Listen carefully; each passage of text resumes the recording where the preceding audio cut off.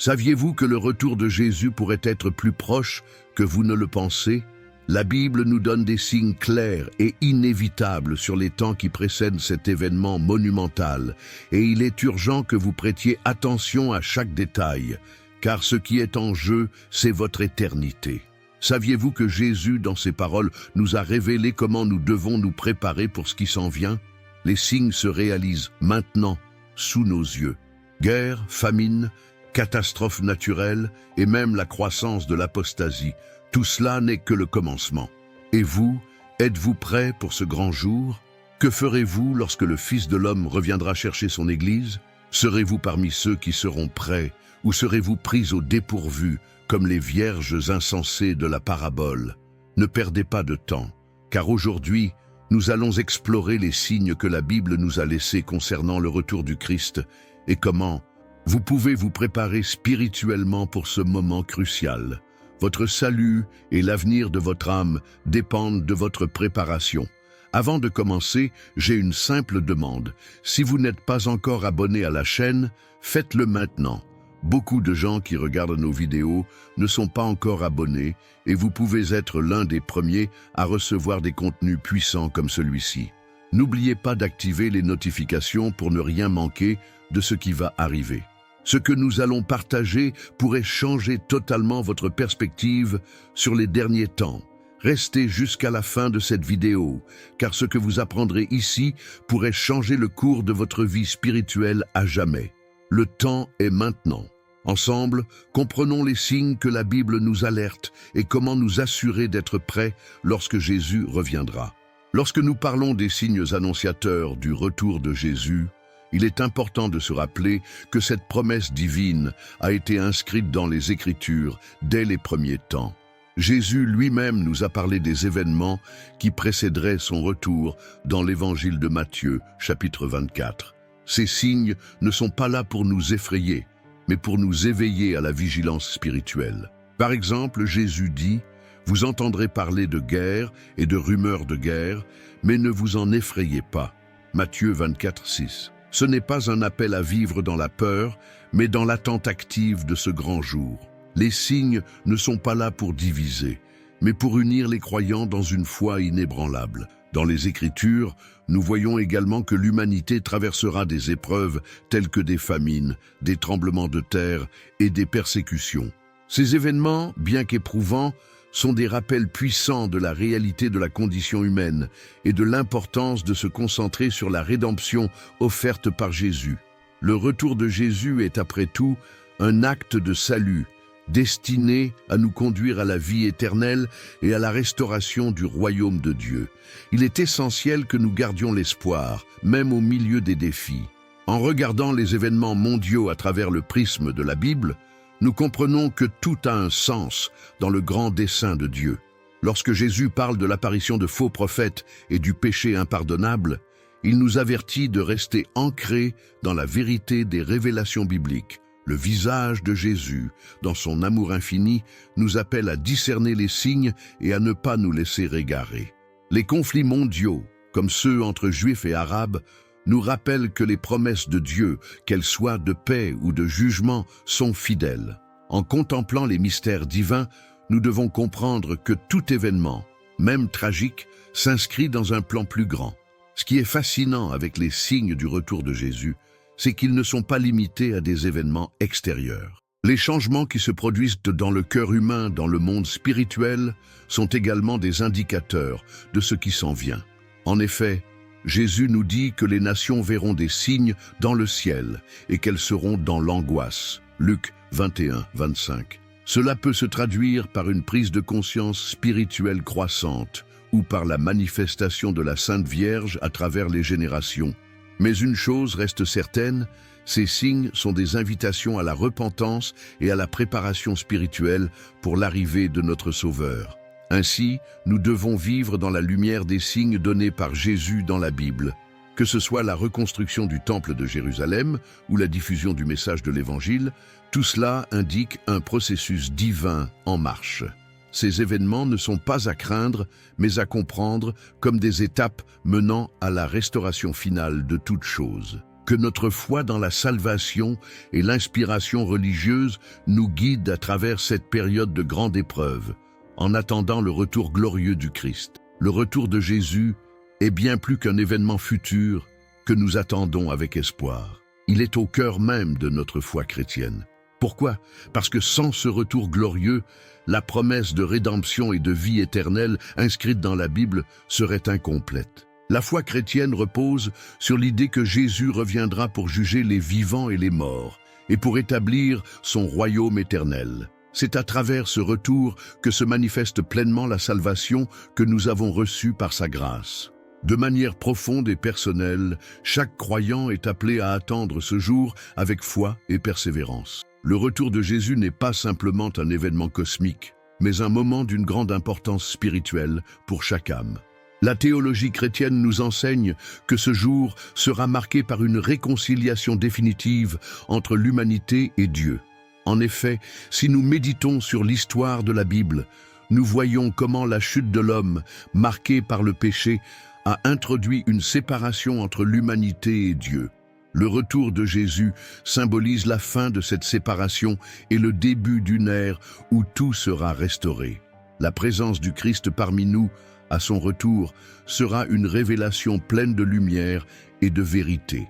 Dans notre vie quotidienne, il est important de comprendre que ce retour n'est pas simplement un événement futur, mais un principe spirituel qui doit guider nos actions maintenant.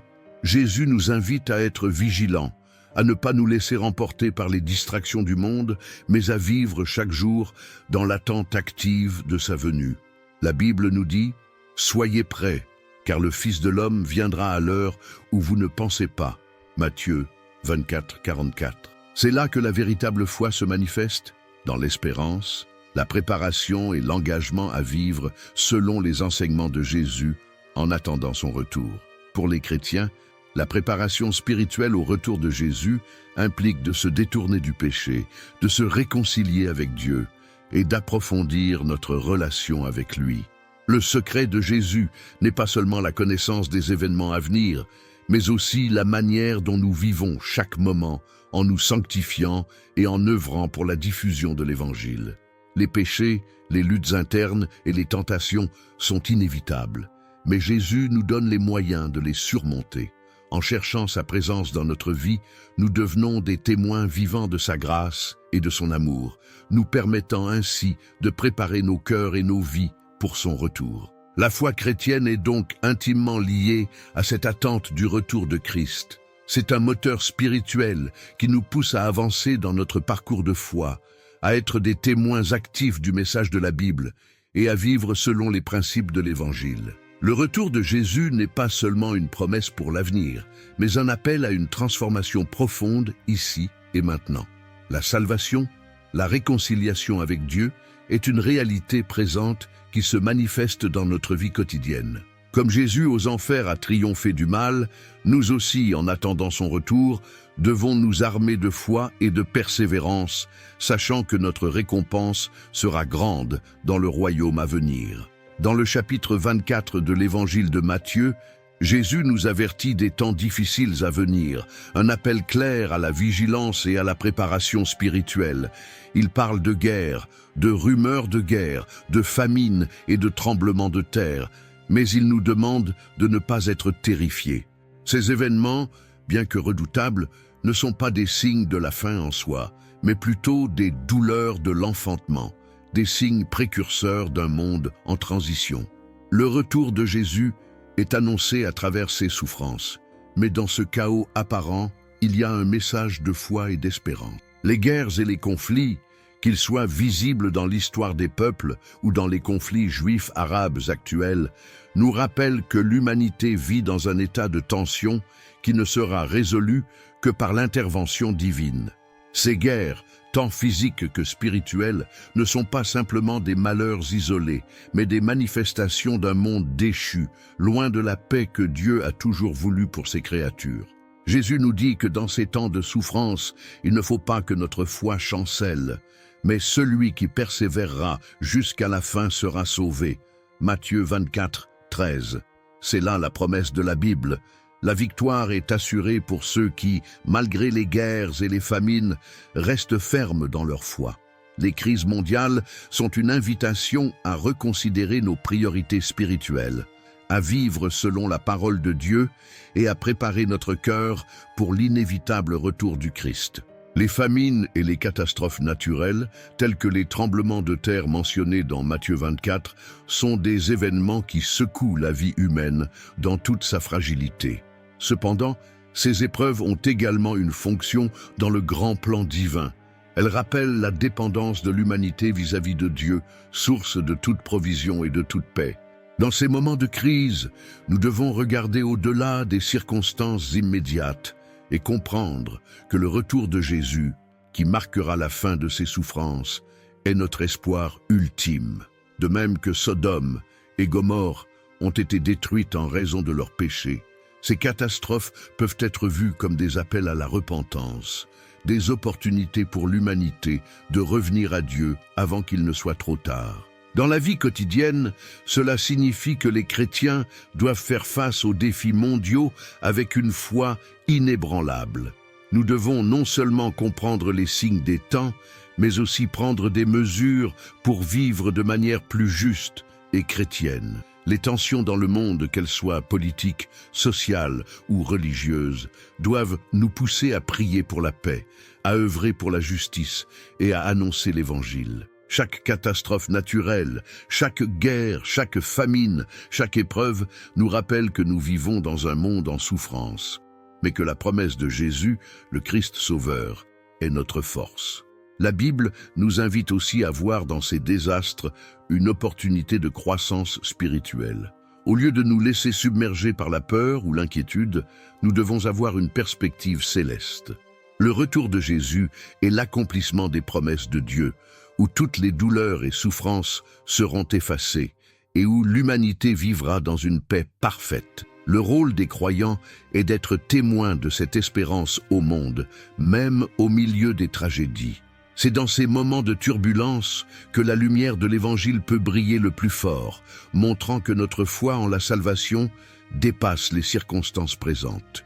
Dans les Écritures, nous sommes avertis qu'avant le retour de Jésus, il y aurait une grande apostasie, une chute dans la foi.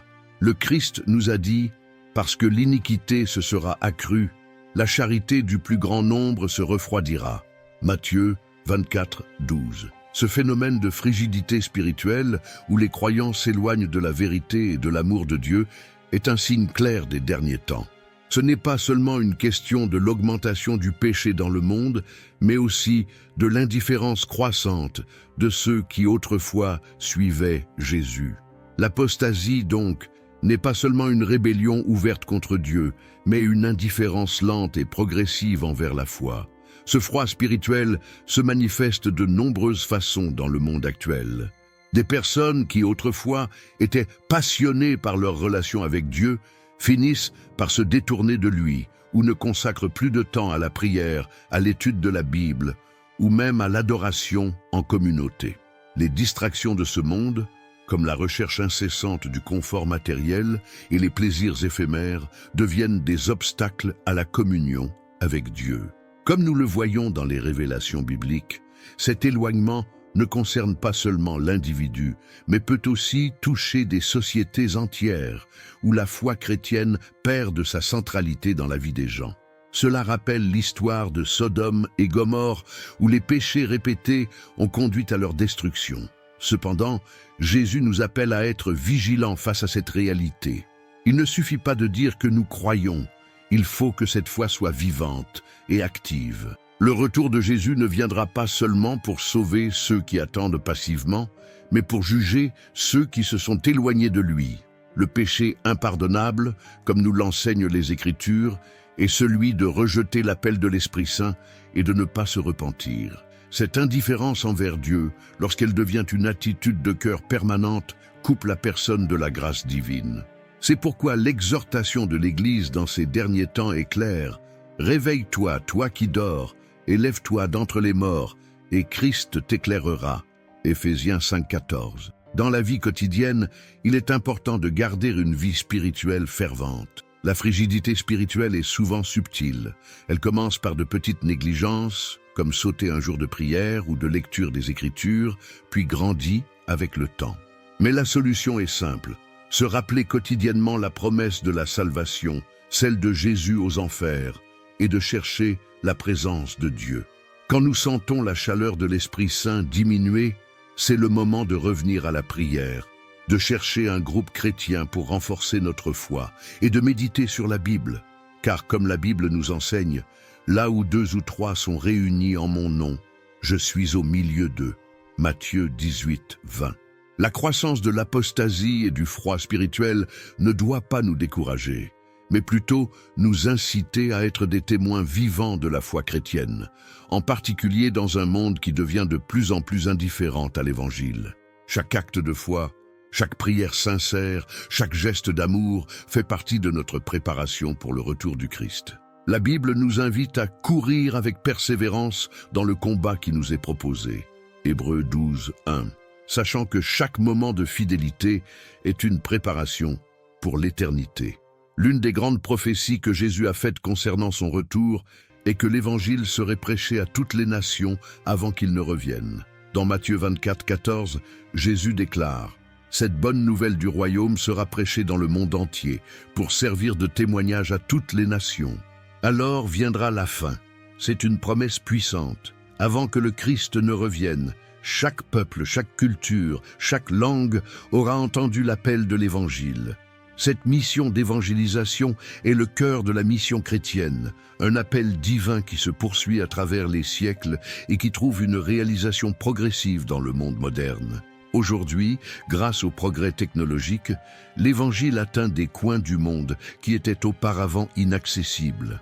La Bible, par exemple, est désormais disponible dans de nombreuses langues, ce qui permet à des millions de personnes de lire et d'étudier les Saintes Écritures. En outre, les médias numériques ont permis une diffusion sans précédent du message chrétien. Que ce soit à travers les émissions de télévision chrétiennes, les podcasts ou les réseaux sociaux, l'Évangile trouve des chemins pour pénétrer dans les foyers, même là où la prédication physique est impossible. Cette expansion de l'Évangile dans le monde entier est un signe clair de l'accomplissement de la prophétie biblique concernant le retour de Jésus. Cependant, la diffusion de l'Évangile ne se limite pas simplement à l'utilisation des technologies modernes. Chaque chrétien est appelé à être un témoin vivant de l'amour et de la vérité de Dieu. Dans le cadre de cette mission d'évangélisation mondiale, il est essentiel de comprendre que chaque acte de service, chaque parole de foi partagée, contribue à préparer le monde pour l'arrivée du Christ. L'Église, en tant que corps du Christ, joue un rôle central dans cette mission. En s'engageant dans la prière, l'enseignement et le service, chaque croyant participe à l'accomplissement du commandement de Jésus. Allez, faites de toutes les nations des disciples, les baptisant au nom du Père, du Fils et du Saint-Esprit. Matthieu 28, 19. En observant l'accomplissement de cette prophétie aujourd'hui, nous comprenons que l'évangélisation mondiale est un signe de la proximité du retour de Jésus. Cela ne signifie pas seulement que l'Évangile est connu par tous, mais que les croyants, à travers les épreuves et les persécutions, continuent d'annoncer cette bonne nouvelle malgré l'opposition. Jésus aux enfers, dans son combat contre le mal, nous montre que l'Évangile peut triompher de toute adversité. Il est une lumière qui brille dans les ténèbres, et le rôle des chrétiens aujourd'hui est de permettre à cette lumière de briller encore plus fort. La mission d'évangélisation mondiale est un signe d'espoir et un appel à la fidélité. Comme l'apôtre Paul nous l'a enseigné, nous devons faire connaître la richesse de la gloire de ce mystère parmi les païens, qui est Christ en vous, l'espérance de la gloire. Colossiens 1, 27. Chaque chrétien est un messager de cette espérance. En attendant le retour de Jésus, nous avons une mission urgente: porter l'Évangile dans tous les coins du monde, pour que chaque peuple puisse entendre et répondre à l'appel de la salvation. La reconstruction du temple de Jérusalem est l'un des événements prophétiques les plus fascinants et significatifs associés au retour de Jésus. Ce temple, qui était au cœur de la vie religieuse des Juifs dans l'Antiquité, a été détruit 2 fois, une première fois par les Babyloniens en 586 avant Jésus-Christ et une deuxième fois par les Romains en 70 après Jésus-Christ. Depuis lors, il n'y a pas eu de temple dans la ville sainte. Cependant, les Écritures nous enseignent que, avant le retour du Christ, ce temple sera reconstruit. Cela est annoncé dans plusieurs passages prophétiques, notamment dans le livre de Daniel et dans les révélations bibliques. Cette reconstruction est un signe évident de l'accomplissement des prophéties et de la proximité de la fin des temps. Le temple représente bien plus qu'un simple bâtiment physique. Dans la théologie chrétienne, il symbolise la présence de Dieu parmi son peuple. Dans l'Ancien Testament, le temple était le lieu où Dieu résidait parmi les Israélites, un lieu de sacrifice, de prière et de communion avec le divin. Jésus lui-même a prophétisé la destruction du temple, mais il a aussi parlé d'une nouvelle forme de temple. « Détruisez ce temple, et en 3 jours je le relèverai. » Jean 2, 19, se référant à son propre corps. Dans ce sens, la reconstruction du temple à Jérusalem est aussi un rappel de la réconciliation entre Dieu et l'humanité à travers le sacrifice de Jésus. Lorsque ce temple sera reconstruit, il marquera la fin des temps, préparant la venue du royaume de Dieu.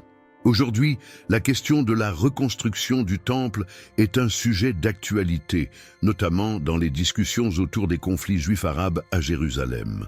Le temple n'est pas seulement un symbole religieux, mais aussi un point de discorde géopolitique. Cependant, pour les croyants chrétiens, la perspective de la reconstruction du temple va au-delà des considérations politiques.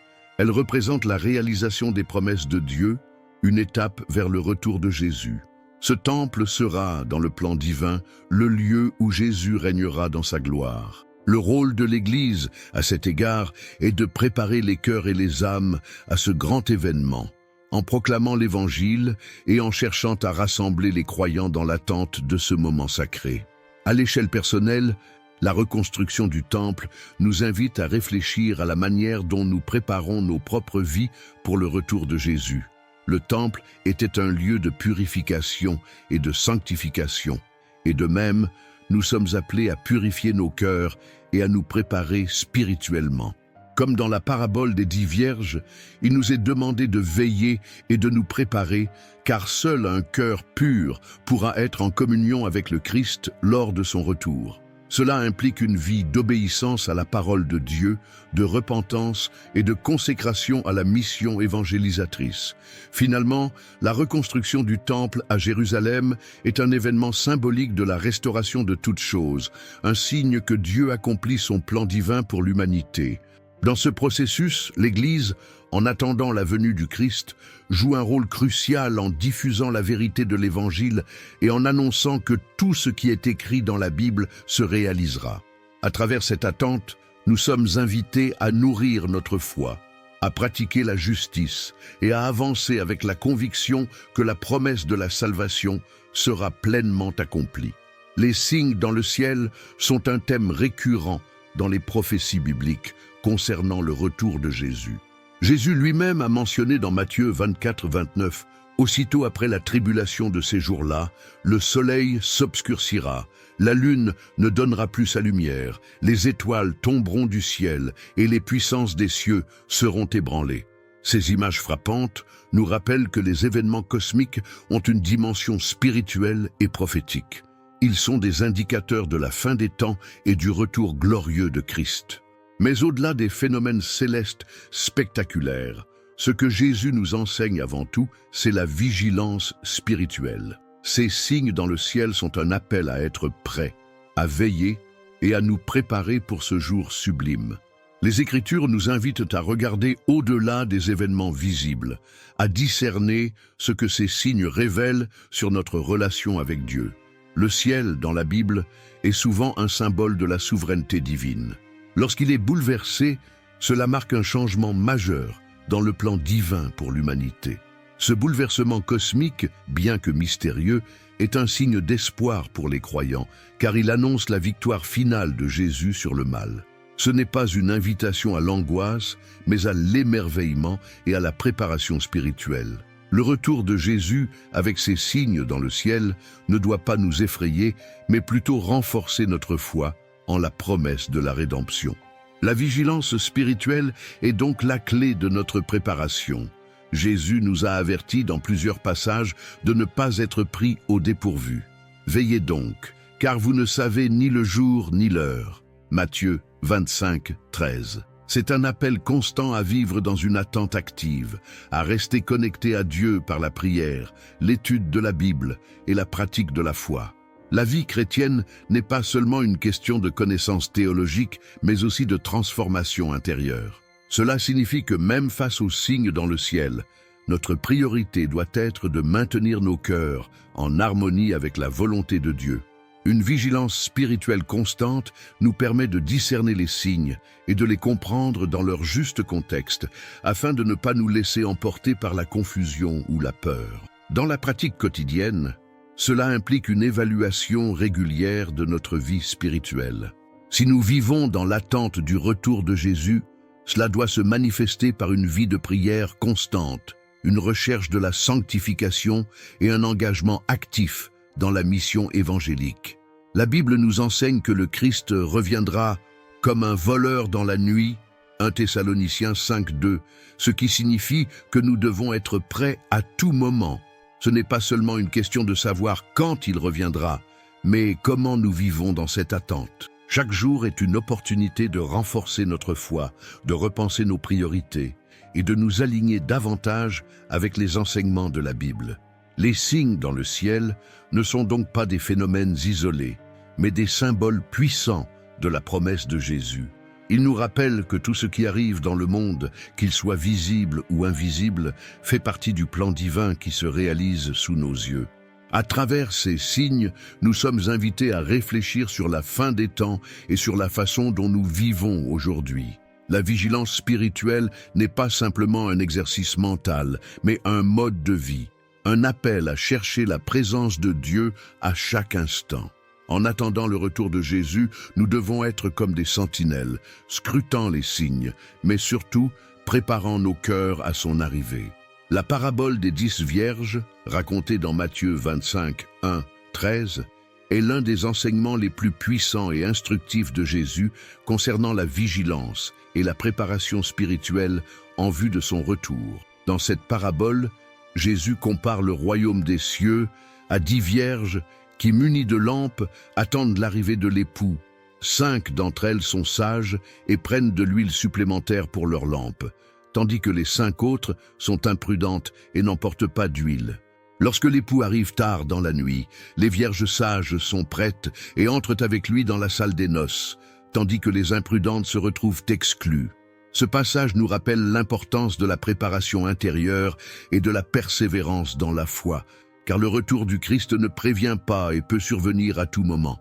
Les vierges sages, qui prennent soin de préparer leurs lampes, représentent les croyants qui vivent leur foi de manière authentique et persévérante. Elles ne se contentent pas de s'attendre au retour de Jésus, mais elles sont activement engagées dans leur relation avec Dieu. La lampe de la foi doit être constamment alimentée par la prière, l'étude des Écritures et les bonnes œuvres. Elles ne sont pas dupes des distractions du monde.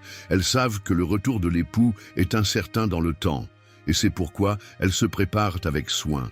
Cette parabole nous enseigne que la foi ne se nourrit pas uniquement des moments de joie spirituelle, mais aussi de l'engagement constant dans la vie chrétienne, qui implique aussi des périodes d'attente, parfois difficiles. Les vierges imprudentes, en revanche, nous rappellent que la foi ne doit pas être négligée. Elles sont un avertissement contre ceux qui, pensant que le retour de Jésus est encore loin, laissent leur foi se refroidir et ne s'engagent pas pleinement. La Bible nous met en garde contre l'apostasie et la frigidité spirituelle, comme nous l'avons vu dans le chapitre précédent. Ces vierges représentent ceux qui, bien qu'ayant reçu l'appel du Christ, ne prennent pas au sérieux la nécessité de rester préparés, de garder leur lampe allumée et de se nourrir de l'Esprit Saint. Elles sont prises par surprise, non pas à cause du retard de l'époux, mais en raison de leur propre négligence spirituelle. Cette parabole nous invite donc à une introspection profonde. Comment préparons-nous nos cœurs pour le retour de Jésus? Sommes-nous comme les vierges sages, toujours vigilants, remplis de l'huile de l'Esprit Saint? Ou sommes-nous comme les vierges imprudentes, négligeants de nourrir notre foi au quotidien? L'enseignement de Jésus est clair, la préparation spirituelle est un engagement continu. Ce n'est pas suffisant de commencer à croire. Il faut persévérer dans la foi, même dans les périodes d'attente et d'incertitude. Jésus, dans son amour et sa sagesse infinie, nous appelle à être prêts à tout moment, car son retour sera soudain, comme un voleur dans la nuit. Dans la vie quotidienne, cela signifie que nous devons rester vigilants. Chaque jour est une occasion de vérifier si nos lampes sont pleines d'huile, si notre relation avec Dieu est vivante et active. La prière, l'étude des Écritures et la communion avec les autres croyants sont les moyens par lesquels nous alimentons notre foi.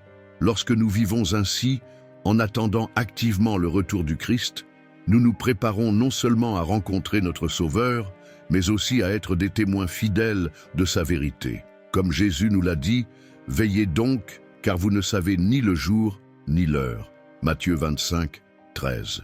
Soyons donc prêts, dans chaque aspect de notre vie, à recevoir l'époux à tout moment. Les persécutions chrétiennes et l'apparition de l'Antéchrist sont des thèmes majeurs dans les prophéties bibliques concernant la fin des temps.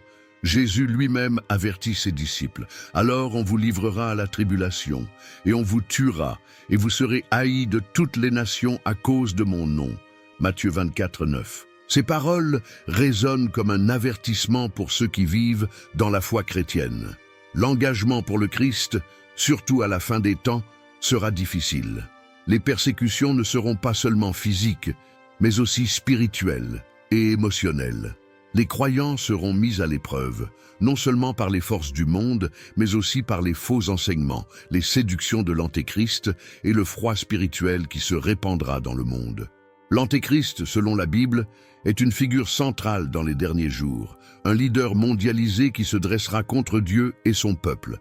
La Bible le décrit comme un être rusé, capable de séduire les masses par ses mensonges et ses promesses de paix et de prospérité. Dans 1 Jean 2, 18, il est écrit « Petits enfants, c'est la dernière heure, et comme vous avez appris que l'Antéchrist doit venir, il y a maintenant plusieurs Antéchrists. Par là, nous connaissons que c'est la dernière heure. » Ce n'est pas simplement une personne, mais un esprit de rébellion contre Dieu qui agit dans les cœurs de ceux qui rejettent la vérité biblique. Les conflits entre croyants et incroyants seront exacerbés par cet esprit de l'Antéchrist, créant un climat de persécution intense. Face à ces persécutions, Jésus nous appelle à la persévérance et à la foi. Le rôle de l'Antéchrist sera de tenter de détourner les chrétiens de la vérité et de les conduire à l'apostasie. Le péché impardonnable, qui est le rejet du Saint-Esprit, peut être vu comme le fruit de cette séduction. Lorsque les chrétiens se détournent de la vérité de la Bible et embrassent des mensonges, ils se rendent vulnérables au piège de l'Antéchrist.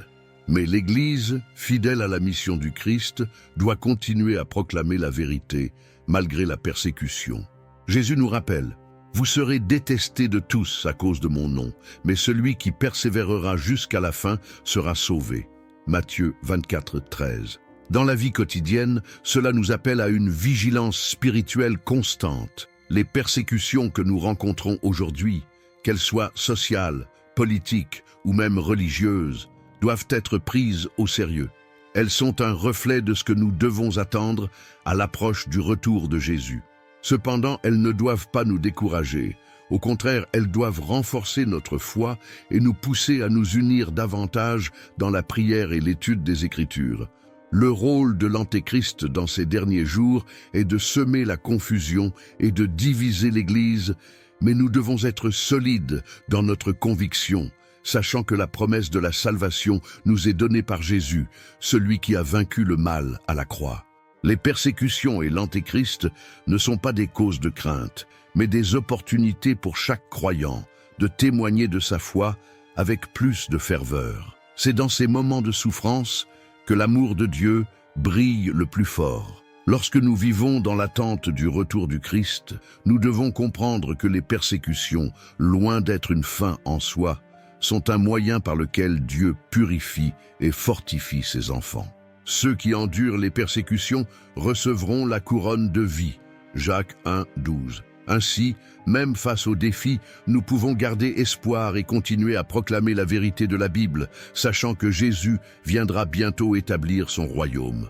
À travers tous les signes du retour de Jésus et les épreuves que nous traversons, l'espérance chrétienne reste inébranlable. En effet, l'un des messages les plus puissants des Écritures est que la fin des temps n'est pas une fin tragique, mais un commencement glorieux, la restauration de toutes choses dans le royaume de Dieu. Dans Romains 8:18, Paul nous rappelle que les souffrances du temps présent ne sont rien en comparaison de la gloire qui doit être révélée en nous. C'est cette gloire à venir qui donne un sens profond à notre foi. Les persécutions, les souffrances et les luttes que nous rencontrons aujourd'hui sont temporaires et doivent être vues comme des étapes vers la réalisation de la promesse de la salvation, lorsque Jésus reviendra pour restaurer toutes choses. L'espérance chrétienne n'est pas une simple attente passive, mais un engagement actif à vivre selon les principes du royaume de Dieu dès maintenant. Jésus nous a dit dans Matthieu 5:5 « Heureux les débonnaires, car ils hériteront de la terre ». Cette espérance transforme la manière dont nous vivons notre vie quotidienne. La restauration promise par Jésus ne concerne pas seulement le monde extérieur, mais aussi notre cœur intérieur.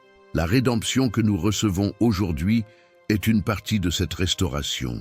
Elle nous rend capables de vivre dans l'amour, dans la paix et dans la joie de l'Esprit Saint. Ainsi, l'espérance ne doit pas seulement être une attente du futur, mais un témoignage vivant dans notre manière d'agir et de témoigner de l'amour de Dieu autour de nous. C'est cette espérance, couplée à la mission évangélisatrice, qui constitue l'essence même de notre appel chrétien. Le retour de Jésus ne marquera pas seulement la fin de l'histoire, mais aussi le commencement de la mission accomplie, la pleine réconciliation de l'humanité avec Dieu. En attendant ce grand jour, chaque chrétien est appelé à être un témoin de l'Évangile. Cette mission est celle de l'Église, mais elle est aussi celle de chaque croyant, que ce soit par des actions de charité, par la proclamation de la parole ou par des gestes quotidiens de bonté et d'amour. Nous participons à l'avancement du royaume de Dieu sur terre. La Bible nous appelle à être des ambassadeurs de Christ, 2 Corinthiens 5:20, annonçant la bonne nouvelle du salut à tous les peuples, sans distinction. Les signes du retour de Jésus, tels que la reconstruction du temple de Jérusalem, la diffusion mondiale de l'Évangile ou encore la persécution des croyants, sont des invitations à redoubler d'efforts dans la mission évangélisatrice. En voyant ces signes se réaliser sous nos yeux, nous devons prendre conscience de l'urgence de notre mission. Jésus, dans son amour pour l'humanité, a confié cette mission à son Église. Le Saint-Esprit nous équipe et nous guide pour témoigner de la salvation, non seulement par des paroles, mais aussi par nos actions. C'est ainsi que nous participons activement à la restauration du monde, en portant la lumière de l'Évangile dans un monde de ténèbres. La mission évangélisatrice est aussi un acte de fidélité envers la promesse de Jésus. En attendant son retour, nous avons le privilège et la responsabilité de partager l'amour de Dieu avec tous ceux qui nous entourent. C'est dans ce témoignage que nous trouvons notre véritable vocation, celle de faire connaître l'espérance en Christ, une espérance qui ne déçoit jamais. Jésus, dans son rôle de sauveur et rédempteur, nous appelle à être des instruments de réconciliation, afin que, lorsqu'il reviendra, il trouve une Église fidèle, prête à entrer dans la gloire éternelle. Maintenant que vous savez comment les signes du retour de Jésus se réalisent sous nos yeux, que ferez-vous de cette information? Êtes-vous prêt à vivre avec vigilance et foi? Laissez votre avis ou partagez votre expérience sur la façon dont vous vous préparez spirituellement pour le retour du Christ dans les commentaires. Votre commentaire pourrait être l'inspiration dont quelqu'un a besoin. Et si vous avez aimé la vidéo, n'oubliez pas de vous abonner à la chaîne et d'activer les notifications pour ne manquer aucun contenu qui transformera votre vie. Dans la prochaine vidéo, nous explorerons un sujet puissant que vous ne pouvez pas manquer.